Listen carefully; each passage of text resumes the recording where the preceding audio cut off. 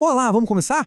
Hoje a gente vai direto na base de tudo, naquela estrutura que, embora invisível, sustenta absolutamente todos os sites que navegamos. Sim, estamos falando do HTML. A ideia aqui é desmontar e entender como essa linguagem é literalmente a planta baixa, o esqueleto de toda a web.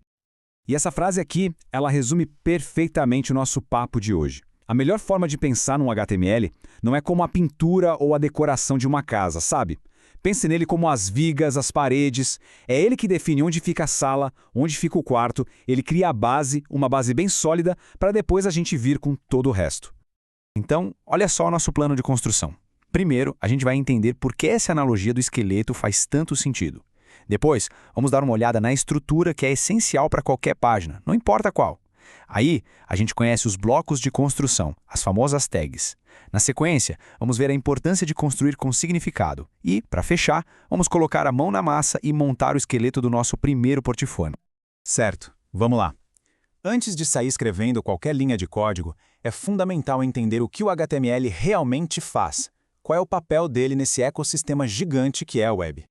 A função do HTML é uma e apenas uma: organizar o conteúdo. É ele que fala para o navegador: olha, isso aqui é um título, isso aqui é um parágrafo, aquilo ali é uma lista. A parte visual, as cores, as fontes, isso tudo é trabalho para outra ferramenta, que a gente vai ver depois. Por enquanto, o foco é 100% na estrutura. Ponto. Agora, uma coisa bem interessante sobre isso é que, no fundo, toda e qualquer página na internet, desde um portal de notícias super complexo até um blog pessoal bem simples, começa exatamente com a mesma fundação de código. É como se todas as casas tivessem o mesmo tipo de alicerce. E o primeiro tijolinho dessa fundação é o nome do arquivo principal. Chamar o arquivo de index.html não é só uma boa ideia, é praticamente uma regra, é uma convenção universal.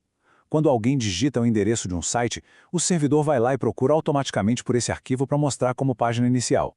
E tá aí ela, a estrutura básica.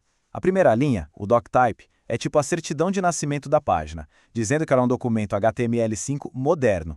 A tag HTML é a caixa que guarda tudo, e dentro dela a gente tem duas partes principais. O head, que são os bastidores com informações para o navegador, tipo o título que aparece lá na abinha, e o body, que é o palco. É aqui que tudo que o usuário vê vai acontecer. Ah, e se liga nessa dica que economiza um tempo danado. Em editores de código mais modernos, como o VS Code, tem os atalhos que são uma mão na roda. Se a gente abrir um arquivo HTML vazio, digitar um ponto de exclamação e apertar Enter, pronto. Toda essa estrutura básica que acabamos de ver aparece na tela. Mágico, né? Por eficiência. Beleza, com a nossa fundação pronta, chegou a hora de pegar os tijolos. No mundo do HTML, esses tijolos são as tags. Cada uma delas tem um trabalho bem específico para dar forma ao nosso conteúdo. Essas aqui são as ferramentas básicas, o nosso kit de construção inicial. As tags de H1 até H6 servem para criar títulos e subtítulos, tipo capítulos de um livro, sabe? Sendo que o H1 é sempre o mais importante. A tag P, para qualquer parágrafo de texto. A tag A de âncora é o que cria os links, o que conecta toda a web, e ela sempre precisa de um endereço, que a gente chama de atributo href. Já a tag IMG coloca imagens na página e precisa de duas coisinhas, o src, que é o caminho da imagem, e o alt, um texto alternativo que é super importante para acessibilidade. E por fim, o L e li, que andam juntas para criar listas com bolinhas. Ok, agora que a gente já conhece os blocos básicos, vamos para um conceito que mudou o jogo no HTML. Antigamente, a coisa era meio bagunçada, mas com o HTML5 veio uma ideia muito poderosa. Em vez de usar só caixas genéricas, por que não usar tags que dão significado para o conteúdo que está dentro delas? E essa comparação aqui deixa tudo bem claro. Antes, o pessoal usava uma tag genérica chamada div para tudo. Cabeçalho, conteúdo, rodapé, era tudo div. Era como construir uma casa usando só um tipo de tijolo para tudo. Hoje não. Hoje a gente tem tags específicas como header, man e footer, que dizem exatamente o que cada parte do site é. Então, vamos organizar as ideias. A tag header é para o topo da página, geralmente onde fica o logo ou a navegação. A main é para o conteúdo principal mesmo, o recheio do bolo daquela página. Dentro do main, a gente pode ter várias sections para agrupar os assuntos, como uma seção sobre mim, outra projetos.